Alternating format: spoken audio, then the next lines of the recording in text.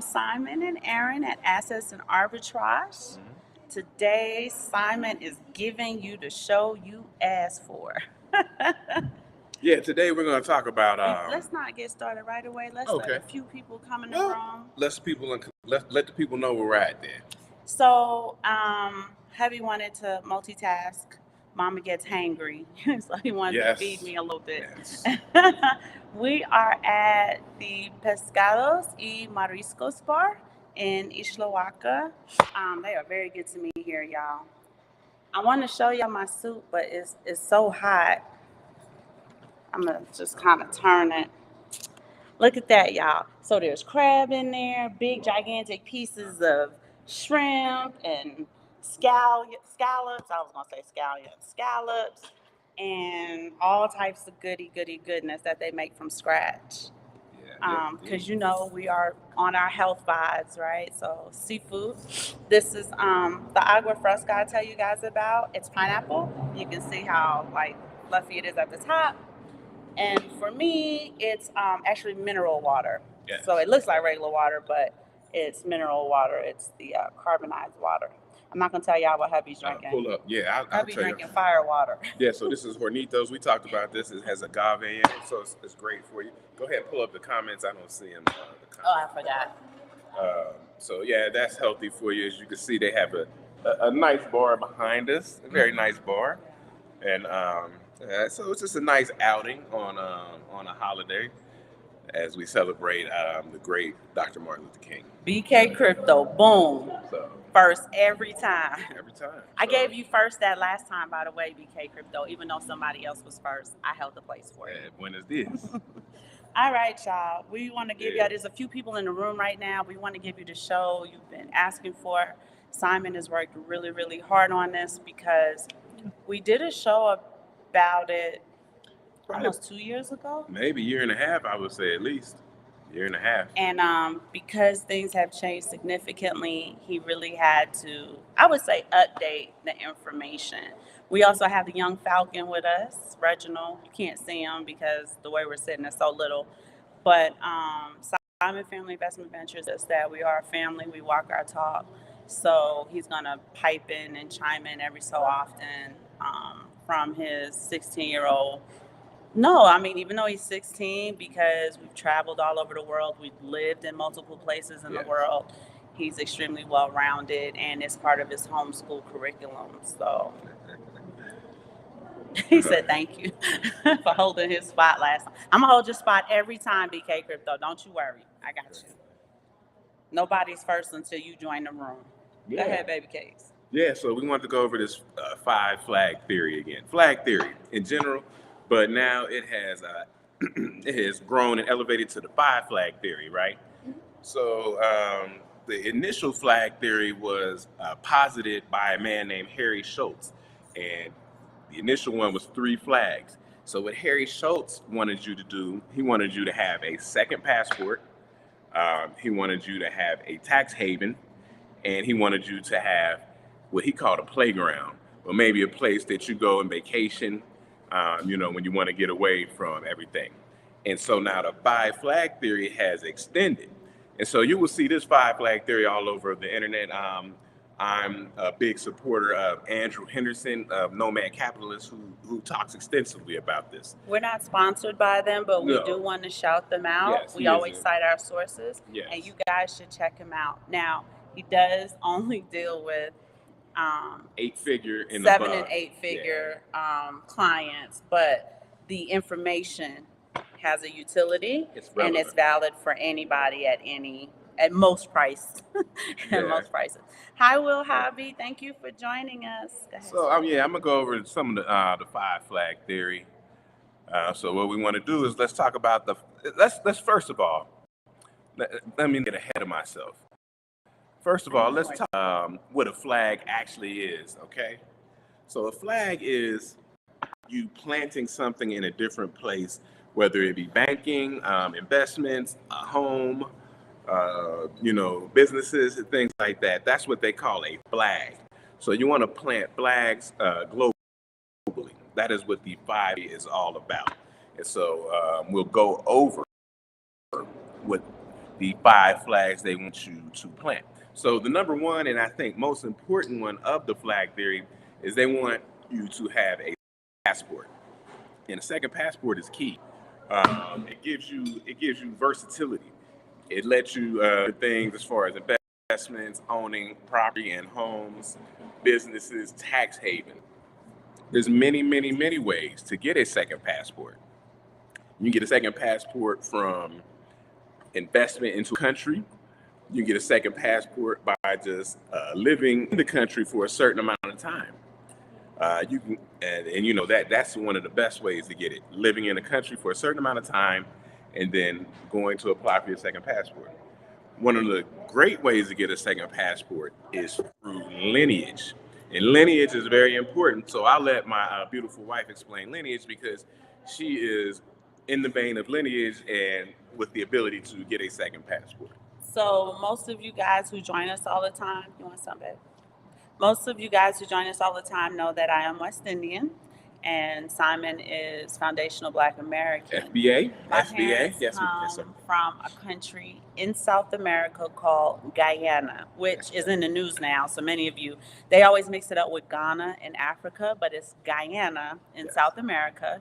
They're in the news now because Venezuela basically wants to commandeer a place called Essequibo, which was kind of sort of neutral, but it always belonged to Guyana. Anyway, long story short, or long story shorter, because I have access to my parents' British Guyana passports. When my parents lived there, it was British Guyana. It was colonized by Great Britain.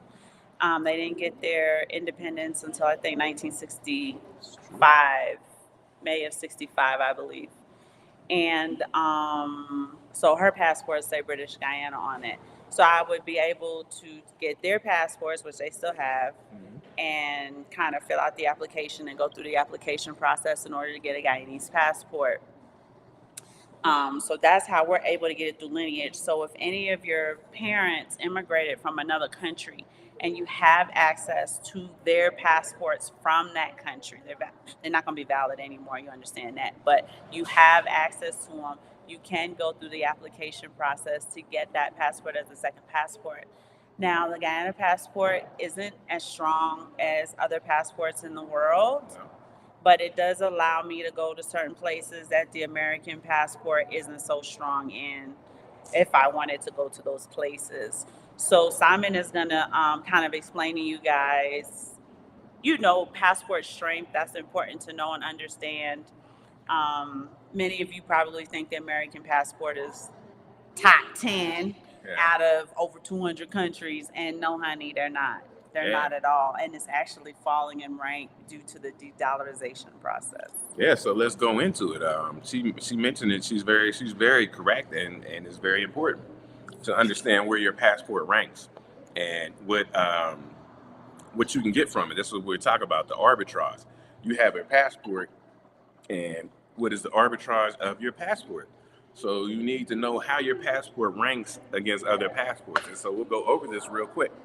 So this is what I like to use. Like I said, Nomad Capitalist, Andrew Henderson, but nomadcapitalist.com. This is his 2023 passport index, which ranks the passports. So we'll go over a few rankings. We won't go over all of them.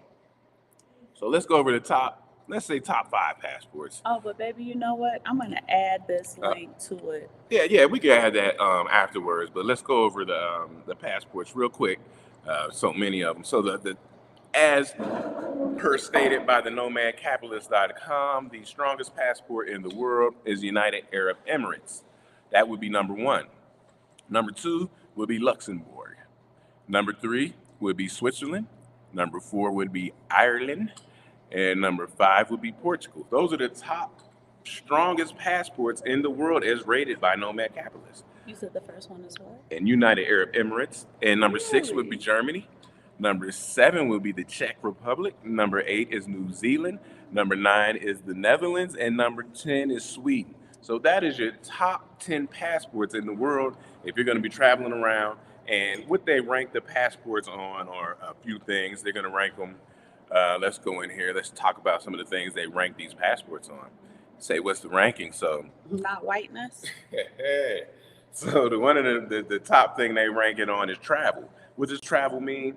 How many places can you go visa free? So I'm looking at the United Arab Emirates right now. They have 181 countries that the United Arab Emirates passport can travel to visa free. Wow. So that's one of the rankings. Another ranking is taxation. Mm-hmm. Another ranking is perception. Another ranking is dual citizenship. And the last ranking they use on here is freedom. So these are things you take in consideration with your passport. Dual citizenship, some passports won't allow you to have a dual citizenship. If you want to get a new passport, they'll force you to relinquish your old passport. Taxation, you know what taxation is. If you decide to go to another country, how is the taxation as opposed to taxation of the United States if you had a United States passport? So let's go down the line though. So you would ask, so where's the United States rank? Well, let's go. I gotta go down kind of far. Pretty far. Pretty far now. It's 25, right? Oh no. It's lower than that. Oh yeah. So we're gonna get to it. It's hard sometimes to see these passports. It's very small. Can you see the United States passport? If you can eyeball it for me No, fast, it's gonna be, you know what it is, the front. I don't think it's this slow though, baby. I think we missed it. Okay. Hold on, you guys. Let's give us 1 second. I could have sworn it was top 30 though. No, it's not. Top 45? Top 50. But if I could if I see, it's blue. This is Dominica. It's right around this area. Sorry, y'all. Keep going, baby. What is this? Not America. Keep going. Keep going. It's going to stick out like a sore thumb. Keep going. Keep going. Keep going. Because these are all green. Yeah. America can't be that low. That's why I said I think we missed it. Go up. Right. Well, But you're going too fast. It's right below Mexico. So Costa Rica. It's going to be in this area. Oh, I ain't even here. But it's going to be before Honduras. But anyways, top 50. That's all they need to know. So it's ranked number 48.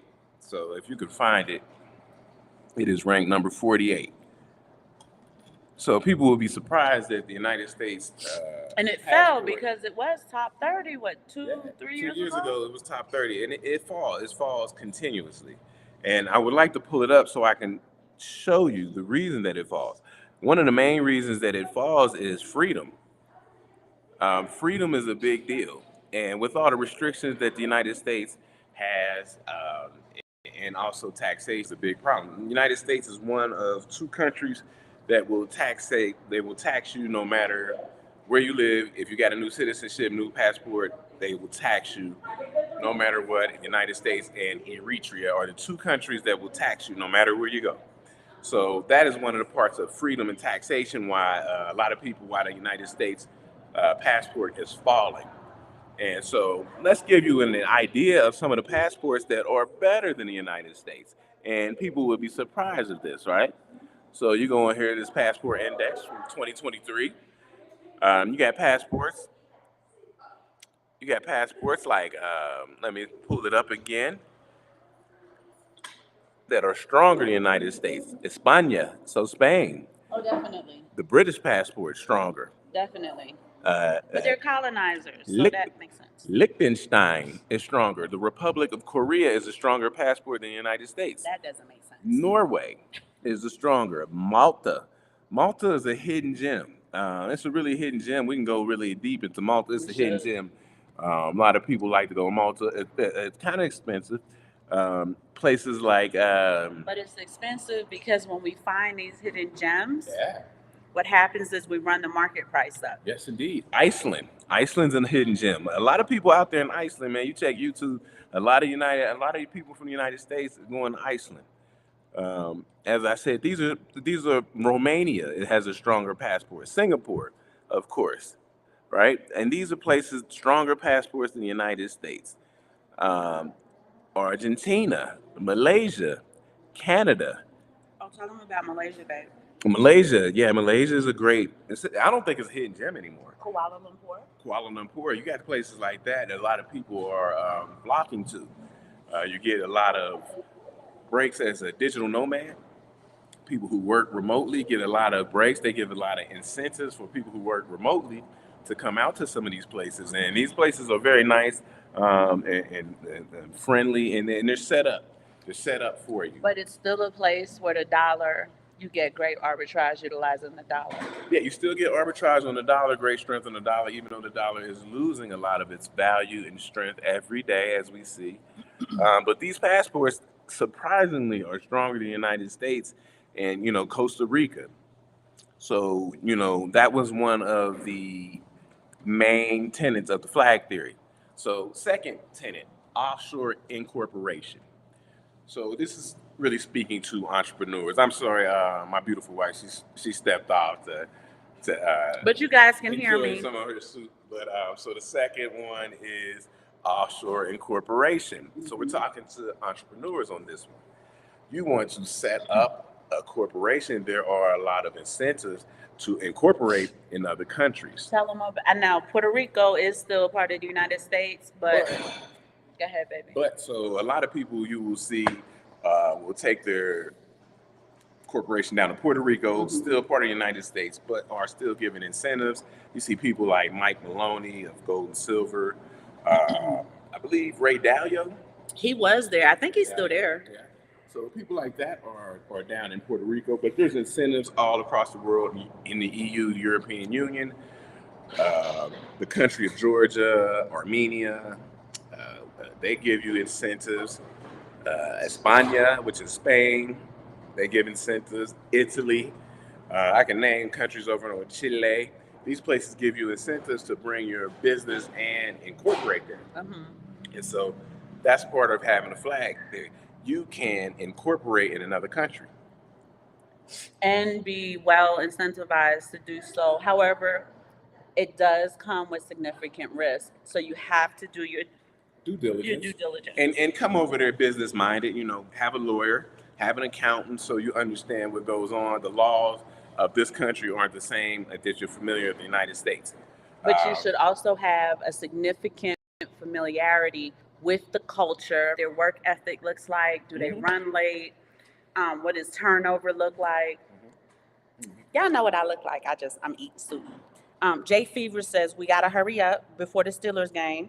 Yeah, that's what I'm definitely, because my son is want that. Sean is a Steelers fan, so we know, Jake, we got to get back home. Yeah, we ain't gonna go long with this one for sure. I'll get up out of here. And Jake said nothing is better than the United States. Unfortunately, Jake, that's so far from the truth. Yeah, I'm sorry. There's so many havens that are better sorry than the to U.S. be the bearer of bad news. And who will treat you.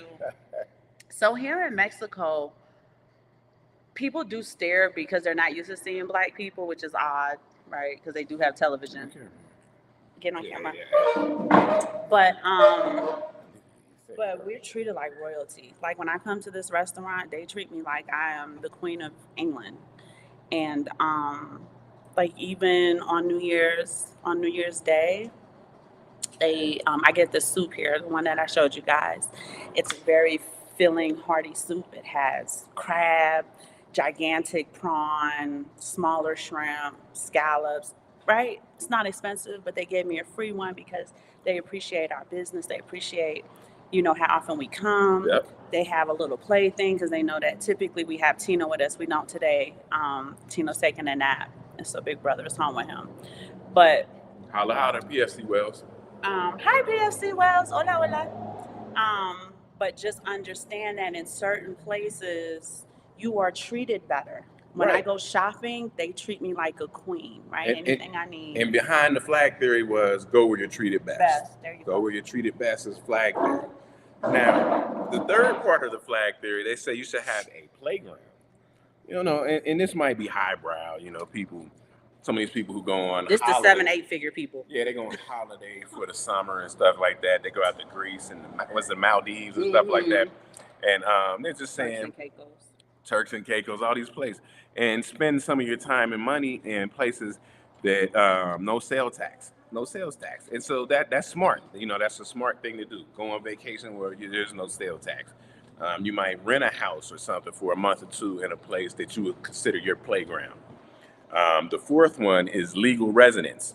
So you have to obtain a second residence, which is different than obtaining a second passport, and it's easier. So mind you, if you want to get a second residence in a place like Colombia, there's certain things and certain requirements you have to meet where they'll give you residency, but you are not a citizen of Colombia. So that takes a little bit more work. You have more privileges than on a tourist visa, but not as many privileges as someone who is. Yeah, and so in second residence, one of the main privileges that people say that you get is credit.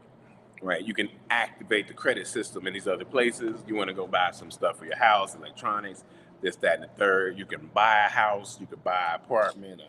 I'm not apartment, but what do you call it? Condominium.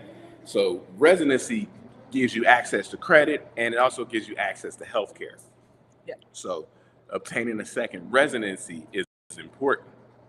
And let's get to the fifth flag. Let's not belabor it. An asset haven. Where do you want to keep your assets? So now we all talk about Bitcoin. It's a digital asset, digital commodity. Some people call it gold 2.0. It is an asset. Where do you want to have your assets? A lot of people have physical assets, gold and silver. Where do you want to have storage of your physical assets, such as gold and silver, precious metals? A lot of people like real estate. In what countries would you like to have real estate as an asset?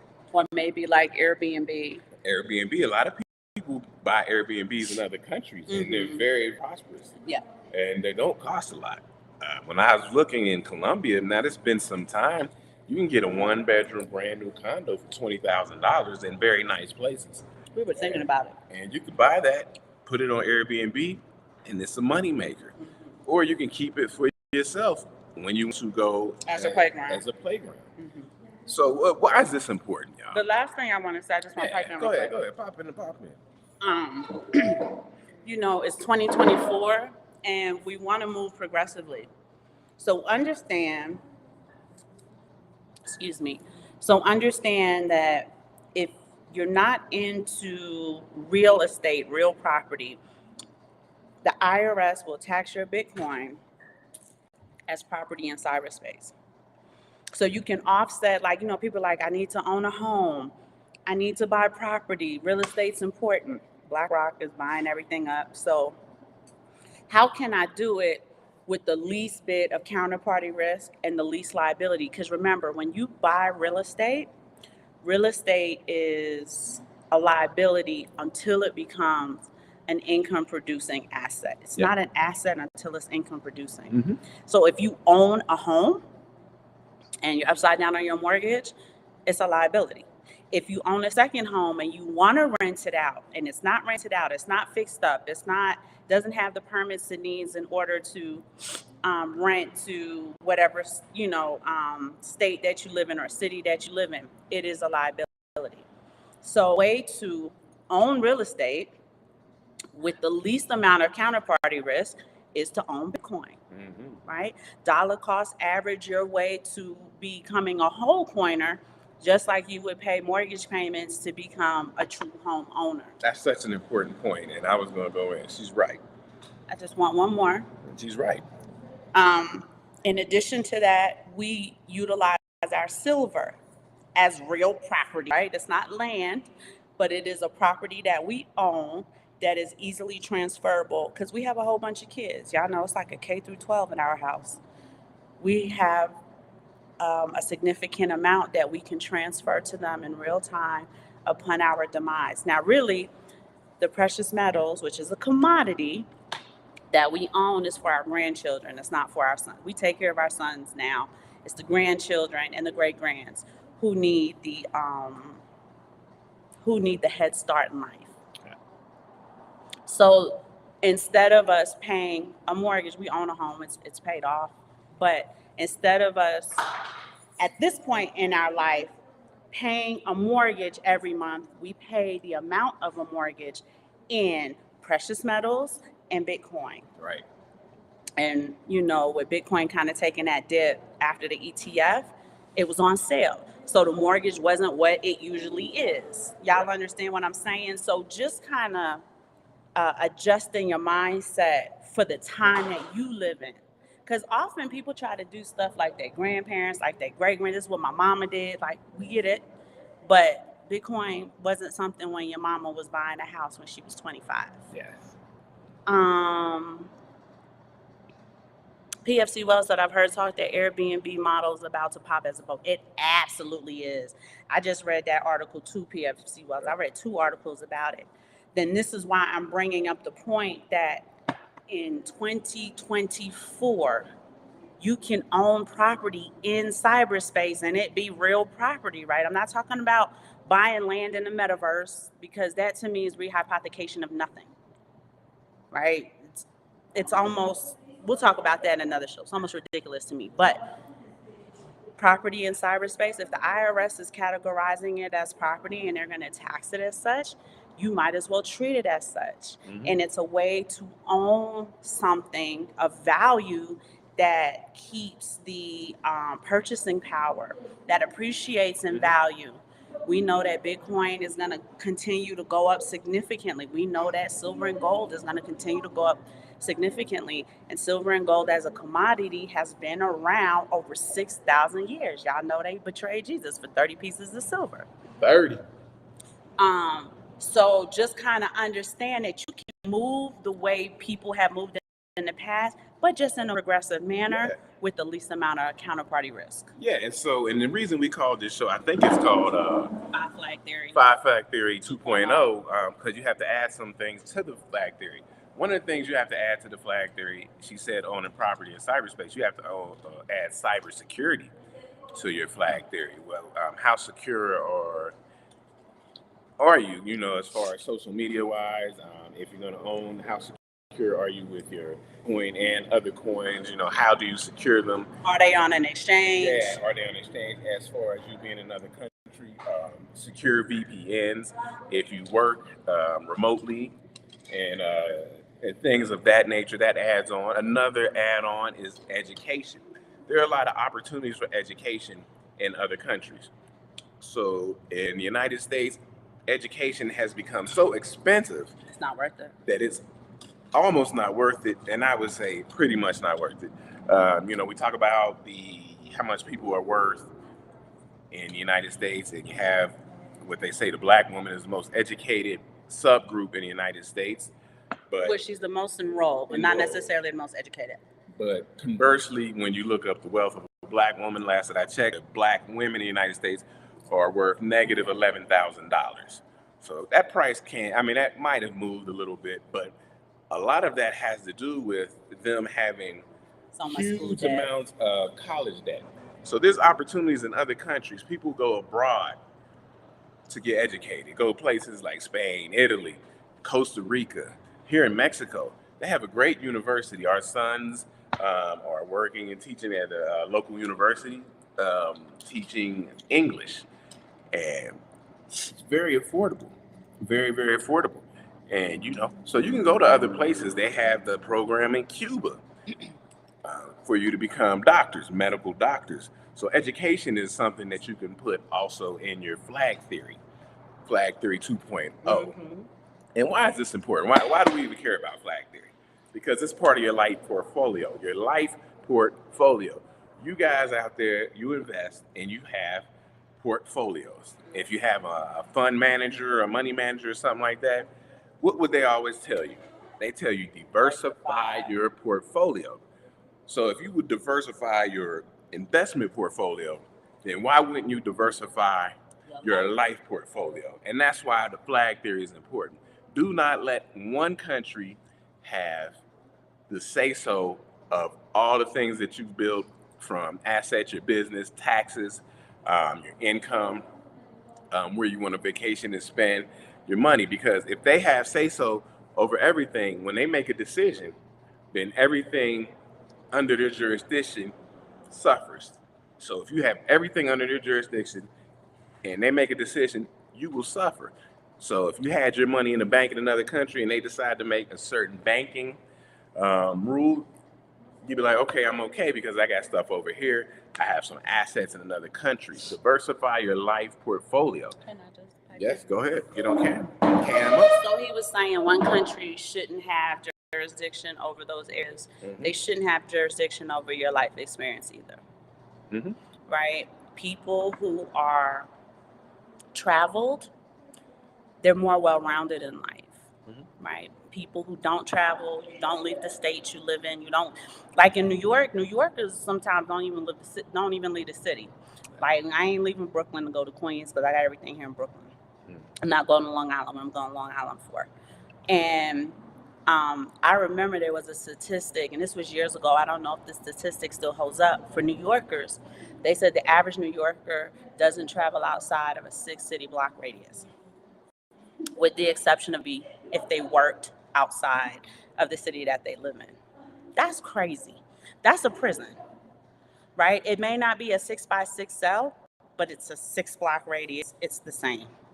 So understand, we tell you, even if you cannot live outside of the United States, travel. It is worth it for your life portfolio, right? We tell you when you do travel, there's nothing wrong with traveling somewhere and going to the resorts and stuff. There's nothing wrong with that at all. But you do want to travel with intention. Yeah. So if you're staying in a resort and you have the ability to go into the city or kind of travel in a safe area outside of the resort, absolutely do so. That's one. Two, utilize your vacation. If you're working on your life portfolio, this is January, everybody's working on New Year's resolutions and stuff. Mhm. Here's a New Year's resolution for you. If you're traveling with intention, you're leaving the US airspace, hopefully, right? You want to carve out a significant amount of time in order to plan the things that you would like to do. Sit down, really give them thought. And when I say coming outside the US airspace, I say that because we talked about egregors, Yes. right? So there are Secular these egregors. thought bubbles that you get trapped in because thoughts are things and they hang out outside of your head, in a sense, outside of your brain, right? So if we're together, that's why I say great minds think alike, because when the two of us come together, our thought bubbles sync. You understand what I'm saying? And that is how an egregor develops. We talked about Super Bowl egregors. We talked about NBA championship egregors. Yeah. We talked about New Year's Eve egregors. We talked about what are other things that people come together to celebrate? Parades, Yeah. marathons, right? But the Gregors can go the other way, like The negative way, the negative way, like which- gangs. Yeah, so you got to watch the Gregors, especially in smaller areas. Small towns and stuff. Small communities, even if small communities and things like that, the Gregors can be very strong.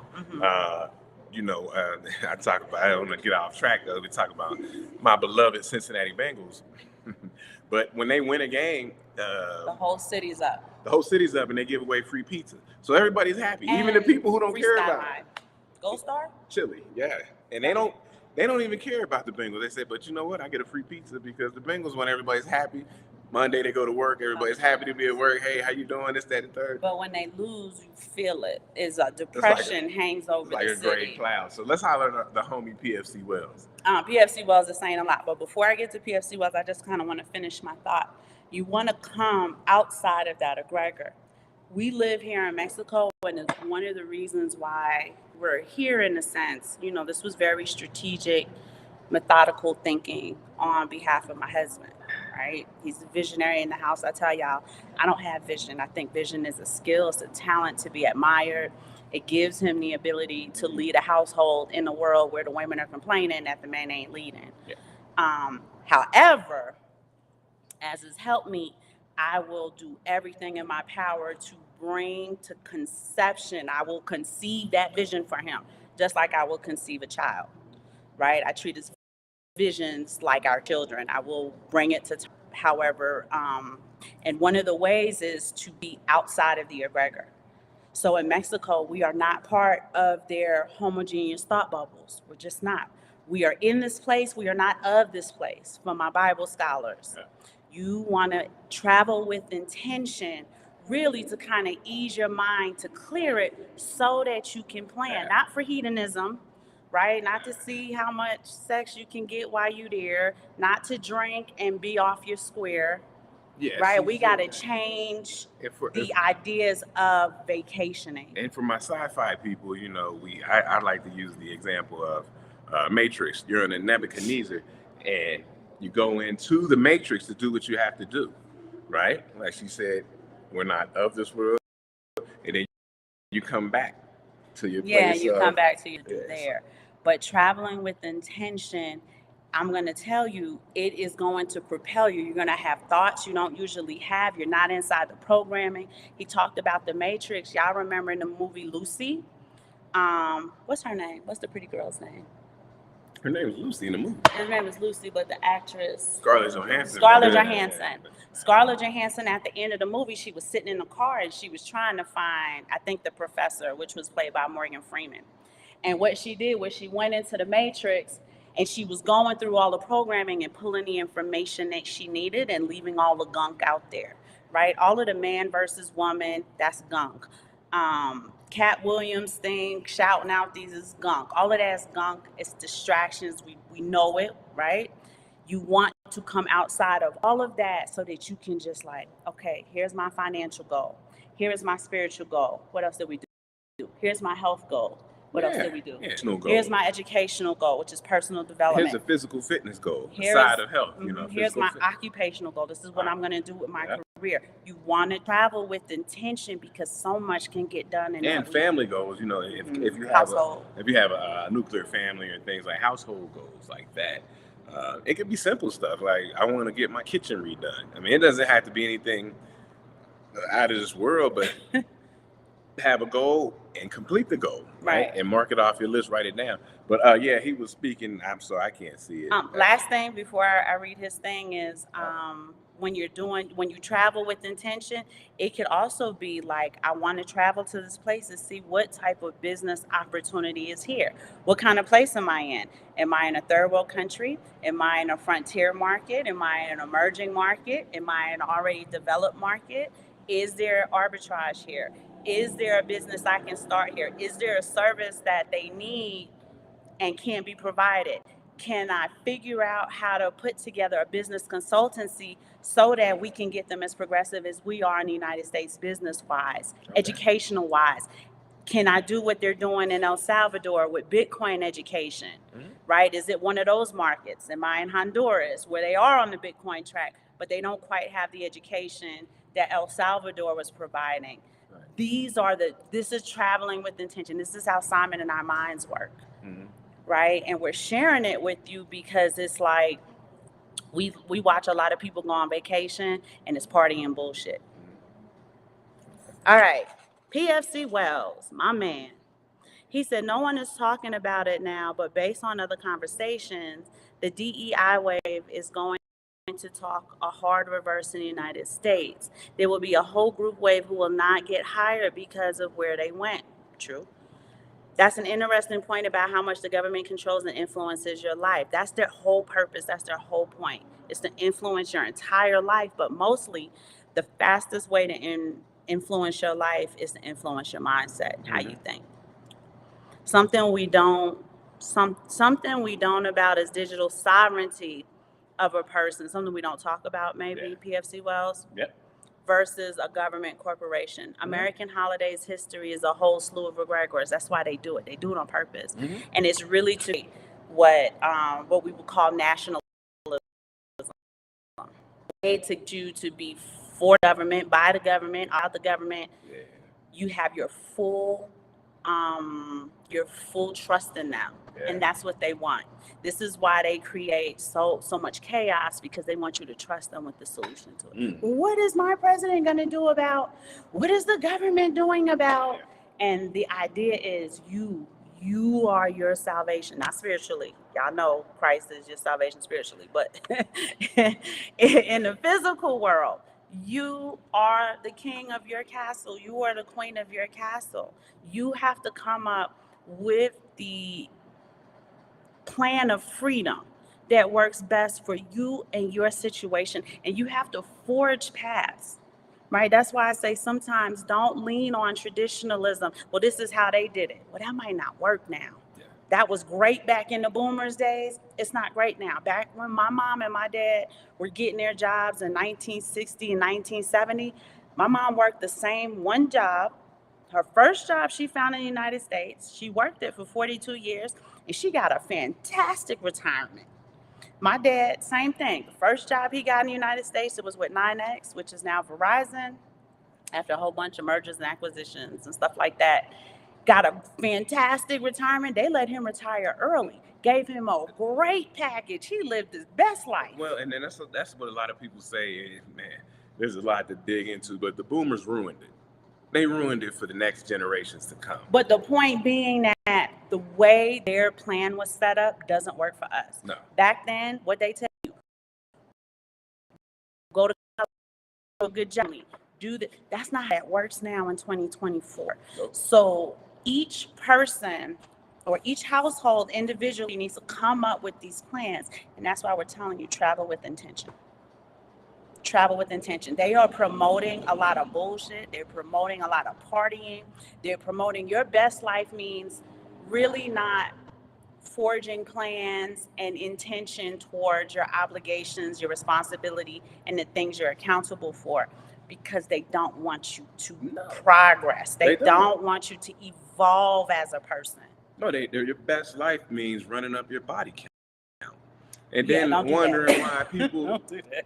don't like, nah, I ain't really feeling it. Yeah, of course not. And the men have their issues too, but our point being, we want to travel with intention. We want to really take a look at our life portfolio. It's January, right? If you just got 3 things on your New Year's resolution, relook at your New Year's resolution and add the life portfolio parts. Just like you say, okay, I got Bitcoin here for this. This is how much my portfolio has Bitcoin. This is how much my portfolio has precious metals. This is how much my portfolio has FANG stocks. You want to look at your life portfolio the same exact way. This is my emotional health. This is my spiritual health. This is my financial health. This is my occupational health, and so on and so forth, and start forging plans. You may have to make a road. Where you see no road paved for you, turn it into a dirt road. Yeah. Right? It don't have to be paved right away, but forge a way. I remember Jay-Z said he saw the fork in the road and he decided to go straight. He didn't go left or right. You may have those things. And so let me tell you this. We don't want to make it sound like these things are easy. No, let me we go don't. over this. Obtaining a second passport is not easy at all, right? It's work. Man, you gotta get lawyers involved. It's gonna cost money. It's gonna take time. There's different requirements as you try to get these second passports. So let me not say that this is easy. A business haven, opening up a business in another country is not easy. No. Not easy at all. You got to follow different rules. Once again, you got to have lawyers involved. A familiarity of the culture, how they do business, the means in which they do it, so that you can mitigate against that counterparty risk. And legal residence is easier than getting a second passport. Not easy, right? They're going to ask you to. Sometimes you need to live in a place 180 days per year, over a certain amount of time. You have to pay.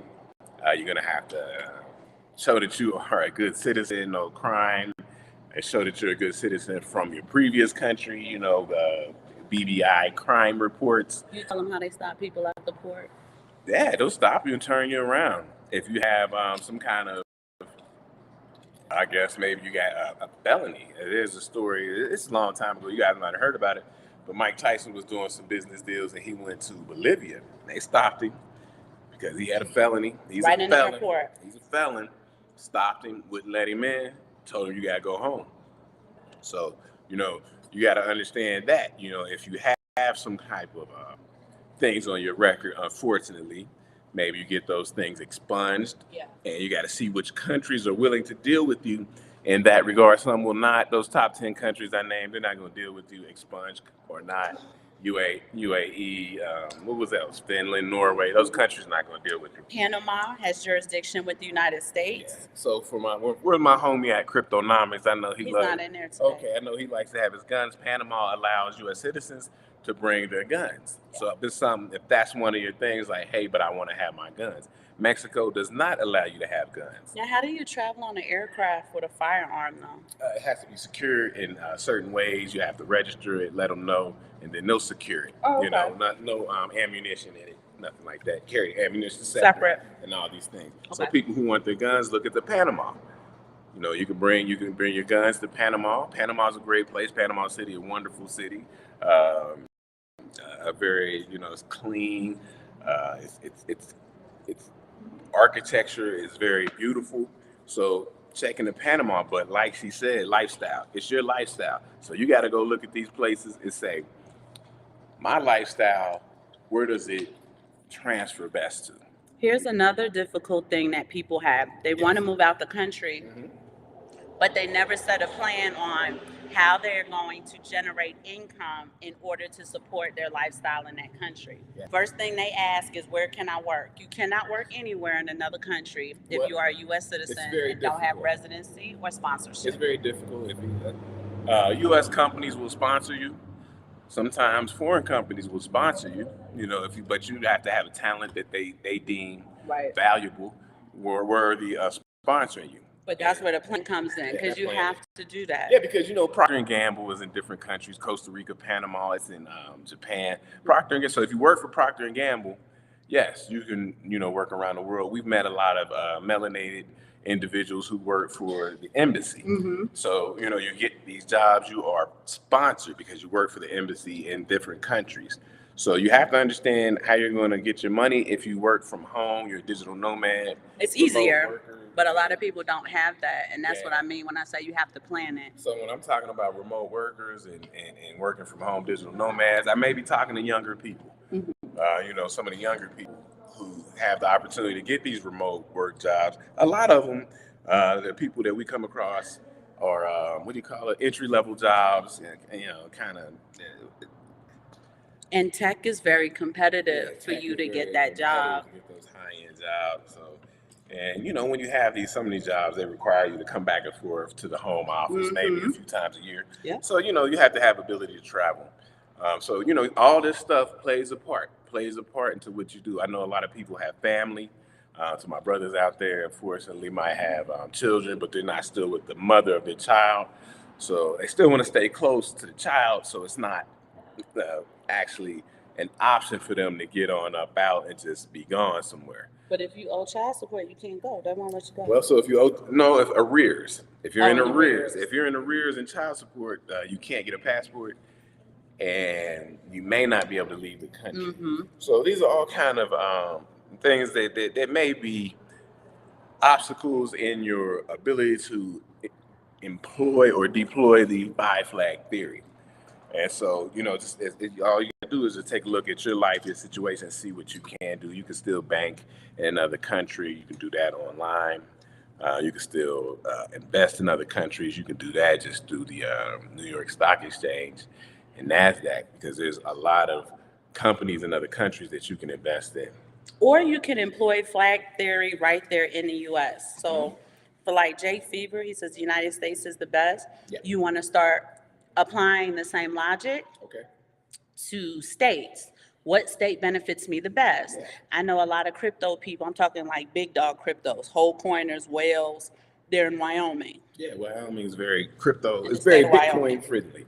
Wyoming is Bitcoin friendly. Austin, Texas, Bitcoin friendly. So let me check these people out, man. Let me see. States that are looking for to increase their population will incentivize you to work there.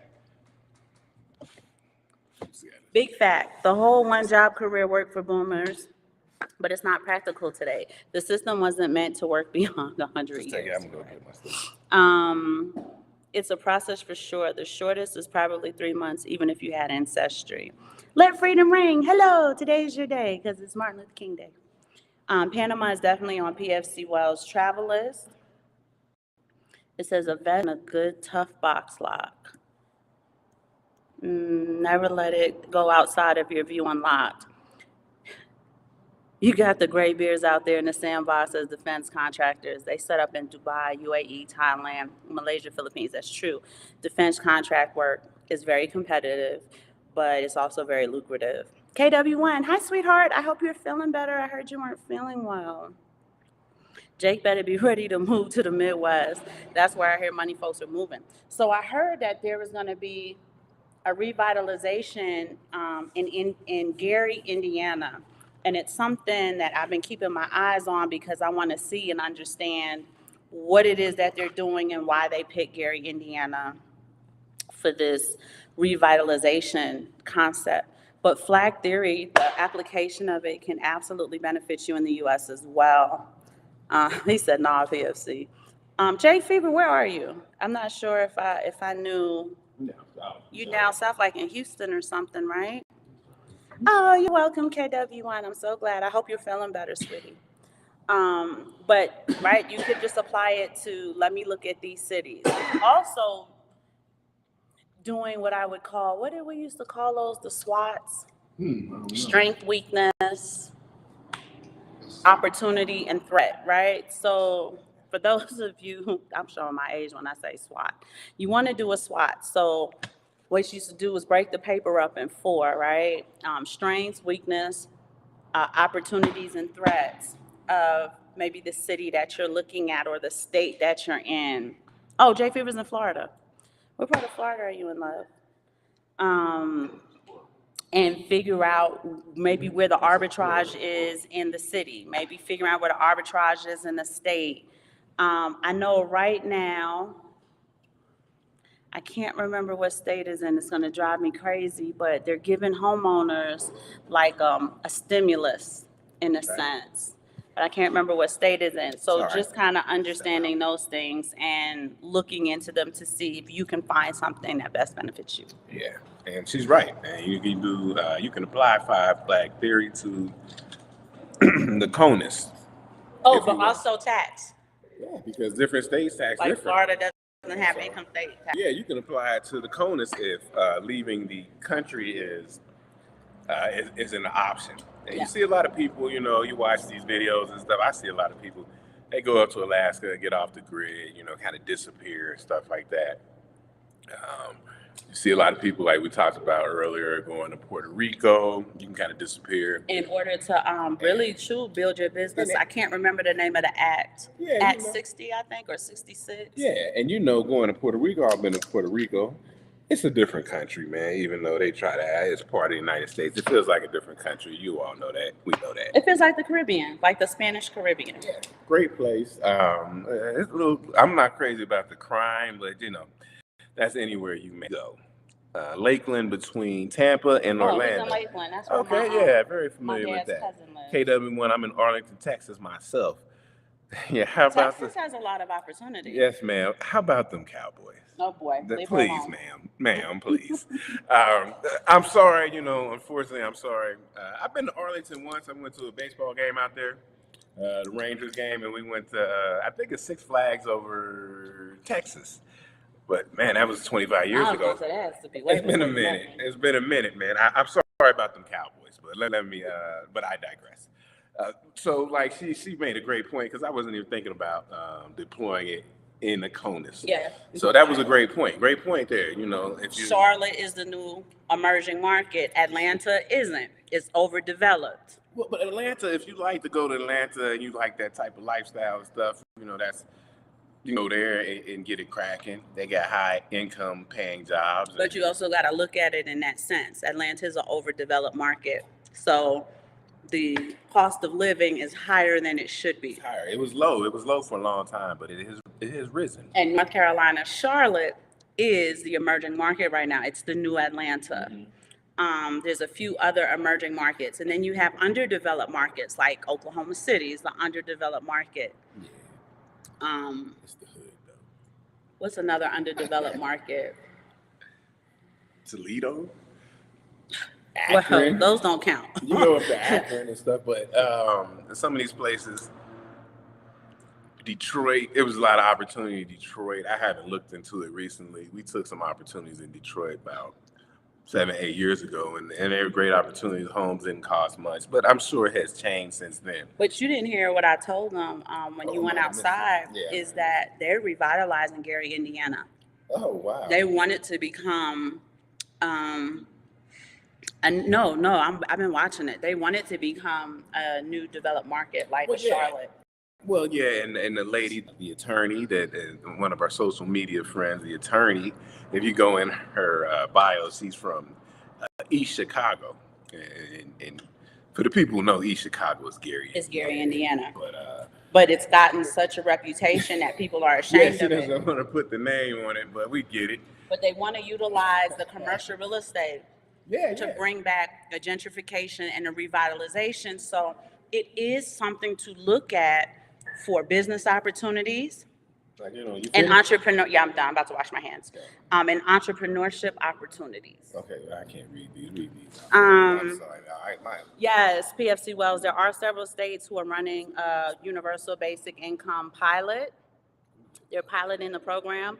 Everyone, yourself included, laughed at Yang, but now look, they're doing it. Yep, when he was running for presidency, wasn't he running for president? Who's that? Yang. I was Andrew Yang, I think. Yeah. Jake Fever is a big house, non-congested city country boy that loves to have access to big city things. That's why you are where you are. Perfect. I used to say that. I used to say I was a city girl. And you know what, Jake Fever? When I found the arbitrage to invest 80% of the income that we get in the household and live a great lifestyle on 20% with huge inconveniences, like not having a McDonald's, which is good. We shouldn't be eating that shit anyway. But like the biggest franchise we have in Ishlawaka, I think, is Domino's. There's no other name brand restaurant in the town that we live in. It's not a food desert, but like they don't have ricotta cheese, can't make lasagna. It's been 4 weeks since they've had coarse black pepper and seasoning salt. So I've been having to use sea salt. And the people in the United States, like you know, it's not a big deal, but the inconvenience is worth the benefit. What did they say? They put stuff in the food that kind of hooks you. I'm hooked to the seasoning salt. Well, I'm just saying, when you come to places like this, you eat more natural and stuff like that, you know. And for people, like we have people come visit us from time to time, and unfortunately, no disrespect, all they want to do is eat every day. Is eat breakfast. I only eat once a day. I'm big into fasting, 24-hour fasting, 48-hour fasting. So no, I don't eat breakfast.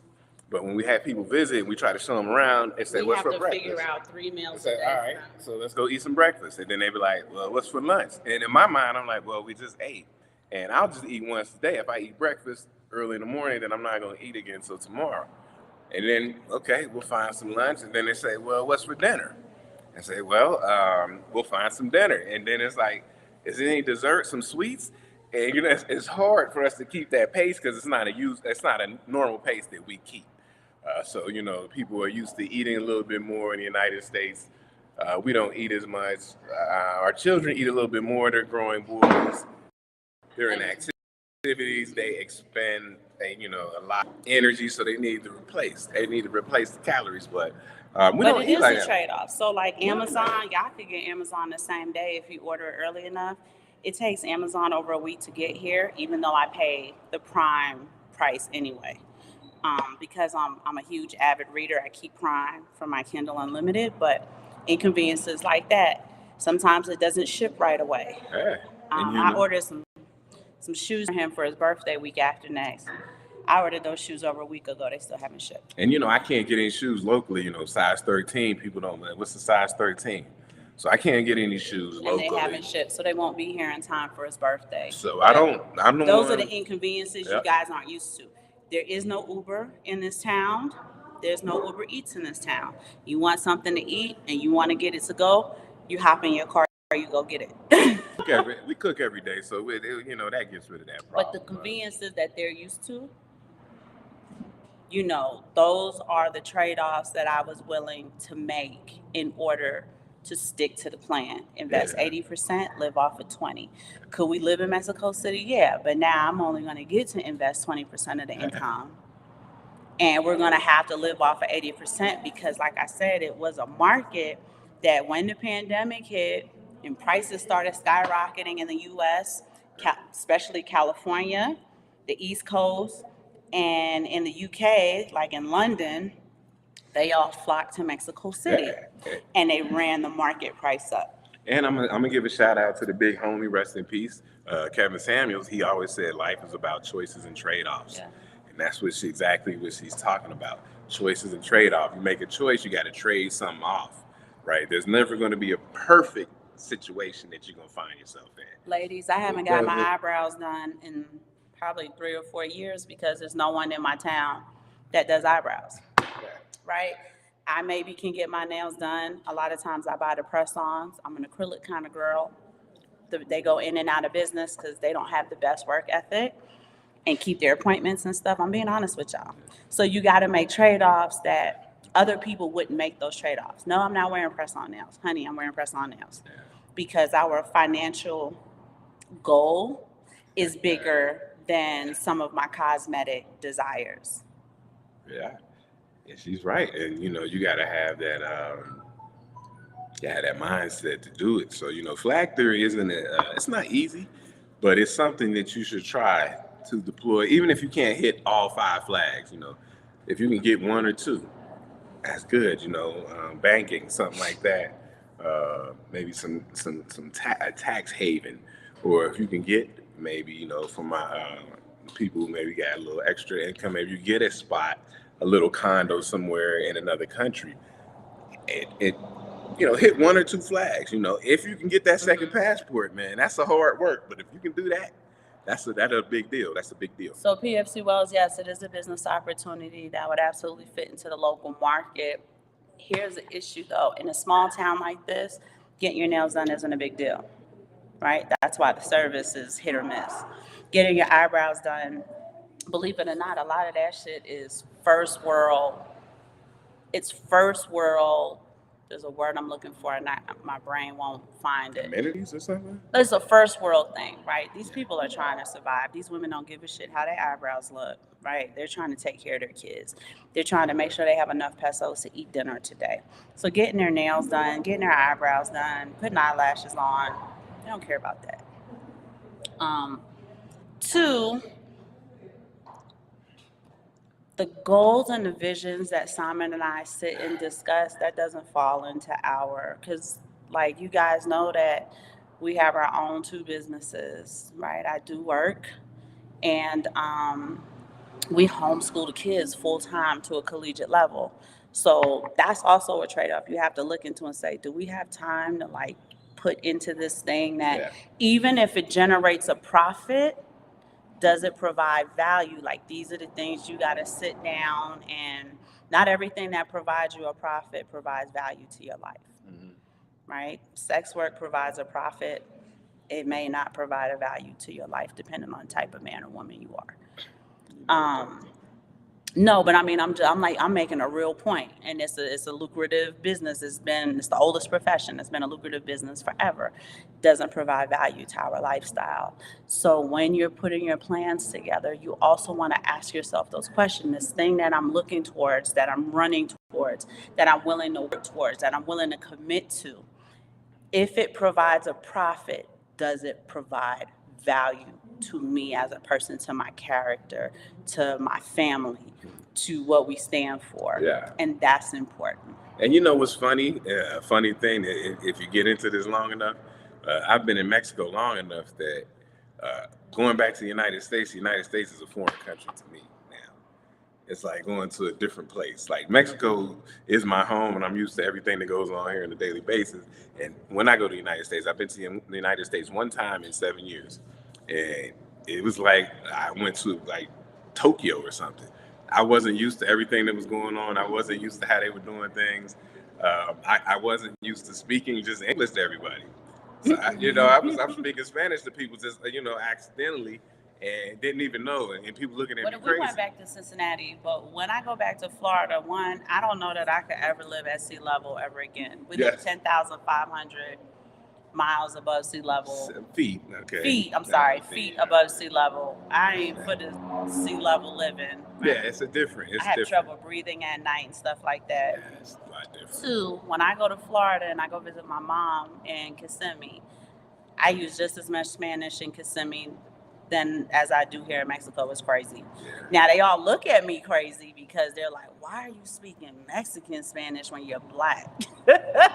So it's a little confundo, right? It confuses them. But the whole point being that you really want to take time to think about, and that's why I tell y'all, write it down, because when you write it down, you can see it. A lot of people think like when they have these thoughts or whatever, that the thoughts make sense to them. Yeah. And I say, let it make sense until you put it on paper or, speak to someone else. Yeah. That way you can analyze this thought, you can analyze this idea, and you can kind of work it out. For those of you who are familiar with SWOT, do it. You just get one piece of paper, break it up in 4, and do strength, weakness, opportunities, and threats. And like work with it for a couple of months, right? Not just that 30 minutes you sat and threw it together. Work with it, add to it, take stuff off of it, do more research, ask more questions, write your questions down, and write the answers to those questions down and where you found them, right? Cite your sources so that you can utilize them as a reference should you talk to somebody else and they need the information. Also, with the goals, if you're comfortable with it, have a goal partner, an accountability partner. That's what we do. So that if you say, hey, I want to lose 20 pounds, you guys are working out together, and you want to eat cleaner, have a partner, that's accountable. Write down the things that she's talking about. If you want to get up at 5 o'clock in the morning, yeah, ask your husband to get you up 5 o'clock in the morning. Keep a journal of what you're eating. Keep a journal of the calories of your intake. And I'm just using weight loss because that's always one of the main ones that everybody wants to for a new year. But anything that you do, have an accountability partner who can hold you accountable. Make sure that you're still, what I like to say, chopping wood all the time. Because people jump into it January, February, they're all in. And you guys know how the game goes, man. By July, people are... By March, y'all are done. So, but you want to vet your accountability partner, right?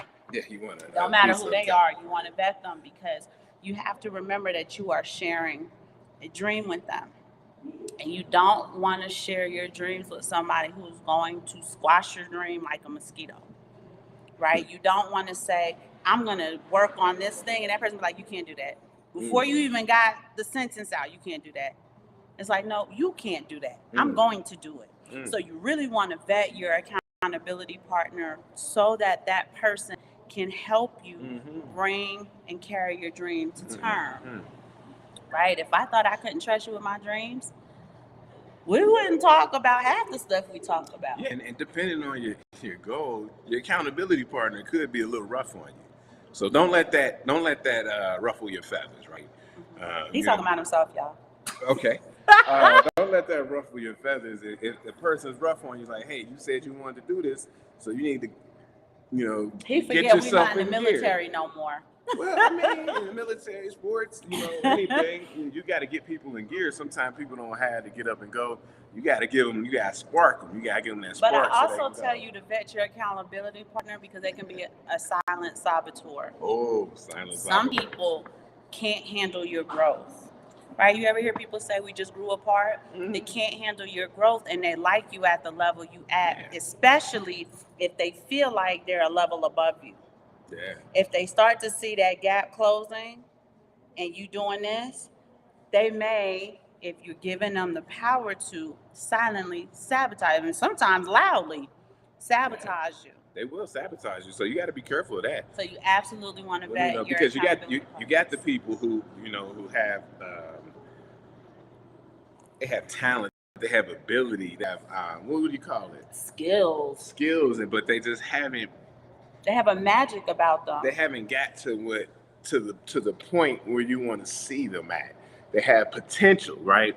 Potential. We talk about this in physics. There's different kinetic energy, potential energy. They have potential. What we like to call in the industry, they're a grower, not a shower. Right. So what you will see, these people will have this trajectory towards greatness. Yeah. And so don't have a silent saboteur because those people are dangerous, man. Those people are dangerous. They'll sabotage you, but like I said, you may have loud saboteurs.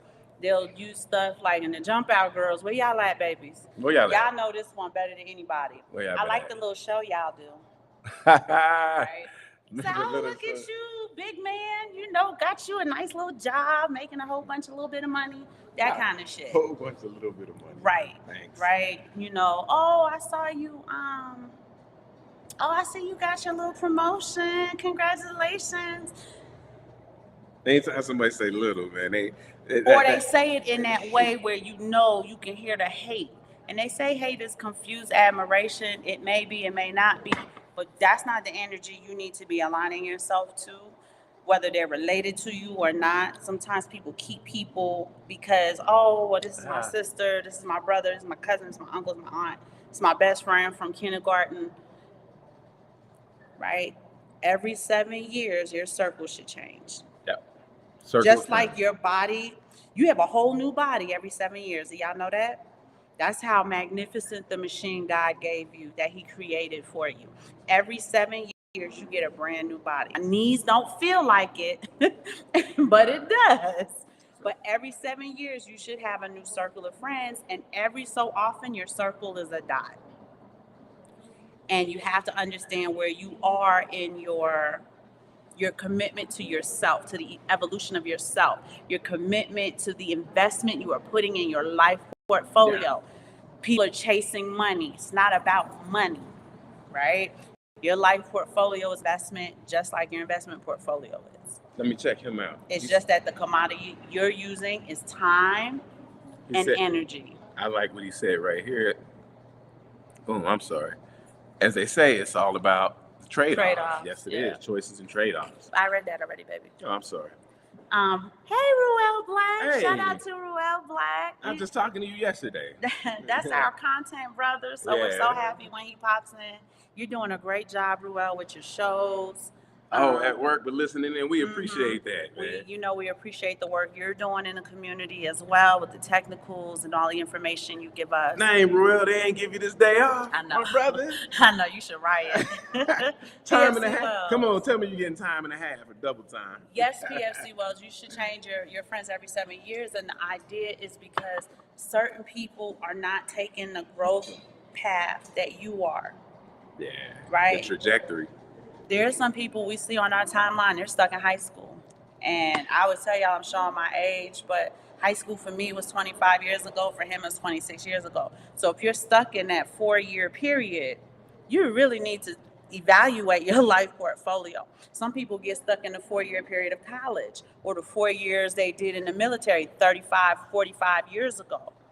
And you really should be evolving every 7 years so that if you are going to, you can go back there. That's not a problem, but you don't want to be stuck there. Tell them about the 33% rule if we haven't spoken on it before. So there's a 33% rule. You should never be the smartest person in the room, right? 50 Cent told y'all that. Never be the smartest person in the room. You should have a group of friends at 33%, right? You should have 33% of your circle should be smarter than you, more skilled than you, more talented than you, more accomplished than you. They should be inspiring you to get to that next level. Problem is, human psychology is mugs don't like when they can't be happy for people who are doing better than them. And I don't know what that's about. I don't know why that's not inspiring. I don't know why that forms jealousy and covetousness and resentment and bitterness and so on and so forth. And then you have the people who are on your level, right? You should always be in the middle 33%. And you have friends, peers, right? That's what we call peers, colleagues, right? And then you should have a group 33% below you, but not below you in the sense that they're beneath you, but that you can mentor, that you can help pull up. You want to help pull them up to your 33%, and the 33% above you should be helping pull you up to that next level. Again, there's gonna be certain times you don't have either one of those, top or bottom, and your circle of friends is a dot. Right now, we're in a period of our life where our circle of friends is a dot. It's just me and Simon, and we're really one person. He said, I know, bro, we don't get a day off. You should write a formal complaint. I'm a black man. I should be celebrating a black man. And in this time and age of digital social media, I should say, your 33% can be on social media. You may not actually know these people. I They're deal your with a lot friend of people. in your imagination.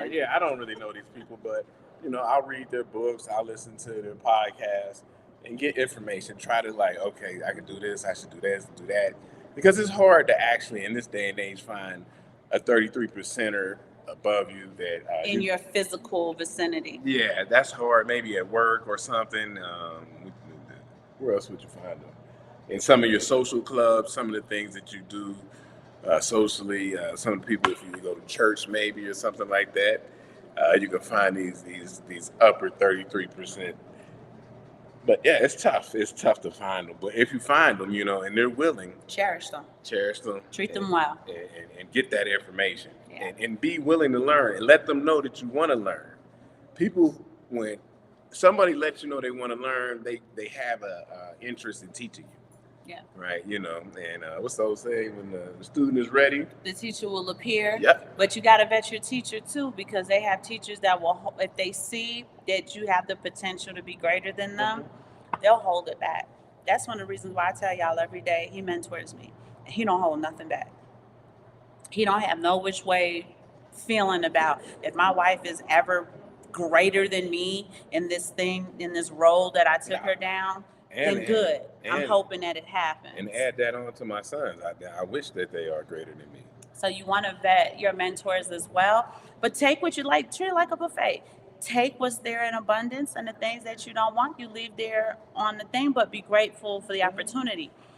Believe it or not, haters also teach lessons, right?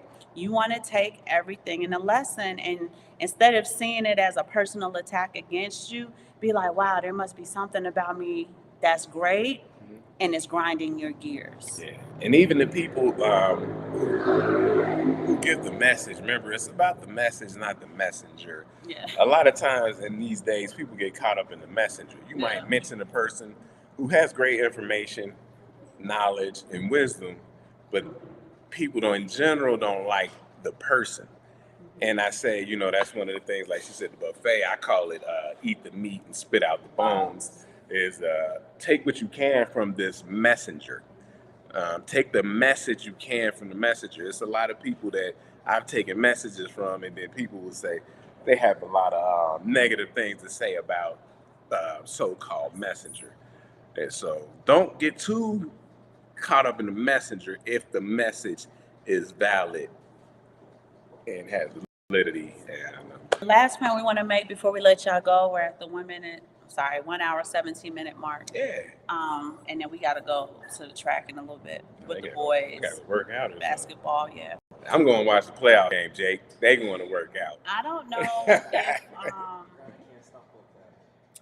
know if Simon mentioned it earlier about in a world where in the United States, education is extremely expensive now, and it's to the point where it's losing its value. You want to take every opportunity when you have free opportunities of education.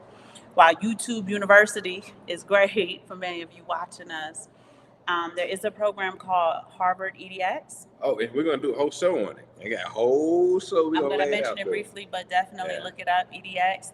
They have free courses. Mm-hmm. They have courses at very nominal fees. Junior took a coding course. That's why I say our kids are educated to the collegiate level. He took a coding course. I think I paid $25 for it. And he was able to put that coding certification on his LinkedIn. Yeah. Reginald's taken several business courses. Yeah, he's 16 in the last, 2-3 years now. I did have to lie on their LinkedIn. But they can fix it when they get of age. But we just needed a place to publish their certifications because they didn't earn them. One of the courses I think we did pay like $200 for. Yeah, but considering the course, I'm going to come with the very specifics. I guess it might be next show or the show after. Yeah, we'll do the specifics. But anyway, it's a nominal fee. They have micro degrees and stuff like that. Yeah. It's an opportunity for you to get, like, when I say formal education, legit, valid education and proof of certification that you can put on your LinkedIn. Whether you work a 9-to-5 or not, whether you're a contractor or not, it is part of your life portfolio, right? To add skills to your life portfolio. Because when life portfolio, we're talking about this one is lifestyle. she's talking about part of your life portfolio, education, and we're going to talk personal about development. education. Oh, right, and personal development. We're going to flesh that out and all the things and all the ways you can do that, especially what she's talking about with EDX, free education. Far too often, people get educated, graduate from college, and feel like they have to learn nothing else. Is that Yes, true? that's absolutely true. And that's a problem because the world is changing faster than education, informal education, and universities can keep up with. Right? We took I took a very dry and boring blockchain course through MIT, and you'd be surprised who the Gary Gensler, the instructor was. Now Gary Gensler is a very, very smart individual. He was a that was before he was a Fed though. No, he was a not associate. He was the tenured professor. He was a tenured professor at MIT. So he's a very smart man.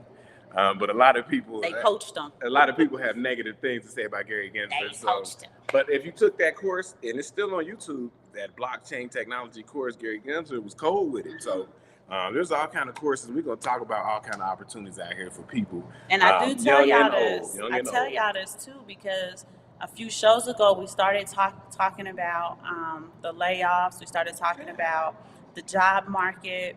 And here's the thing, right? This is the traditionalism, and it's where traditionalism really starts to hurt you. People who aren't well educated, people who don't have any skills.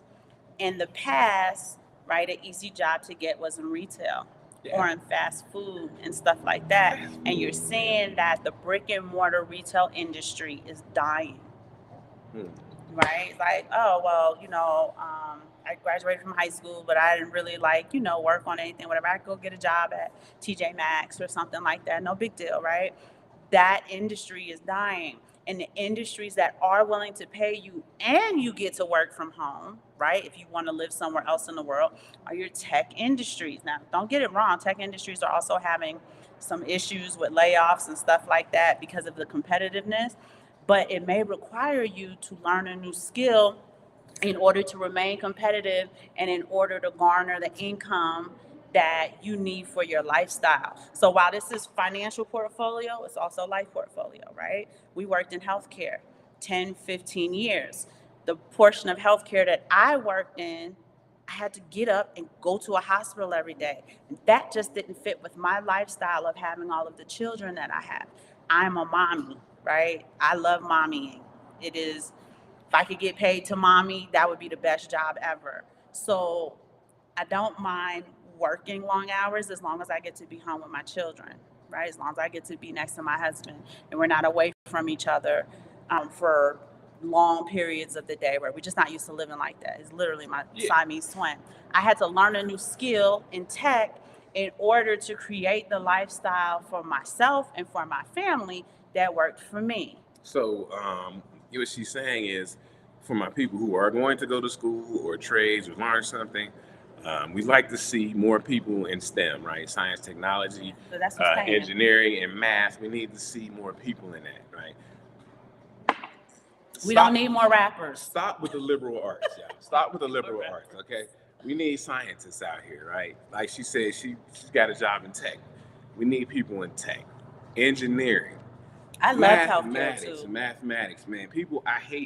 One of the things I hate is people say I'm not good at math, right? Math is the language of the universe. If you're not good at math, then you don't know anything about the universe. And I'm not saying you got to be some kind of graded differential calculus or something like that, but no math. Math is a language people do not know. Have a conceptual understanding. Understanding the most spoken language in the world is mathematics. Mathematics is a language. So that's a language that you should be fluent in, math. And they try to, what do you call it? They try to, if you go in there and you check it out, you see STEAM sometimes. So they say science, technology, engineering, arts, and math. No, it's STEM. Get those liberal arts out of here. We need more foundational, structural jobs in technology. Did you want to go in on the MLM, or you want to say that for another day? No, I'm gonna say that for another day because we're past the 124, and that's a whole rant in itself. Okay. But just understanding that you may have to look at your life portfolio make changes, make additions, do some subtraction in order to, if you're working on your rap I like career, look into something else. I got bars, but I'm too old. Look into something I got else. bars. I got beats. And again, it is an industry that pays, but it doesn't provide value. The people Ruel Black, baby, I'm on top of the chat, baby. She won't let me touch the computer. I read that already because I read it already. PFC Wells is talking about the thing that Damien was talking to us about. It says, do you get a drone pilot license, or do you know how to build or maintain, fix, or build drones? Drones can fly themselves. They can't fix themselves. We're going to get his friend on here because he went through the whole training. Yes, he is. Talk to you about he's certified through the FAA as a drone pilot. Yeah. My big homie, Damien Brown, if you're watching. So PFC shout out Wells, to Damien we Brown. already have that show in the hole. We're just trying to get, pause. We're trying to get that worked out with his... Ruel Black says, yes, we need those STEM degrees. Don't go to college and get a worthless degree. Get a STEM degree, specifically computer programming or anything in tech. Yes, anything that drives technology. He says, Simon got bars out here. I do. Ruel, don't listen to him, right? They somebody else's bars. Check out my bar YouTube channel. No, he doesn't. I got beats too. No, he doesn't. He got SoundCloud beats, y'all. But it's an hour and 25 minutes. I gotta go work out, and Jake Fever and Simon and Reginald will have to get to the game. So we love y'all. We'll be back on here on Thursday. Simon promised y'all 2 shows a week. So we're gonna definitely do minimum 2 shows a week for you. So we'll see you Thursday evening sometime. The Jump Out Girls will be joining us. So we're just trying to get our schedules together and linked up so that we can give you a great show. KW1, thank you so much for joining. I'm so glad you're feeling better, sweetheart. Don't be getting sick because it worries me. And we love y'all. Have a great one. Enjoy the game, Jake. Yeah, we'll see. Because I think those are his Steelers. I think he's a Steelers fan.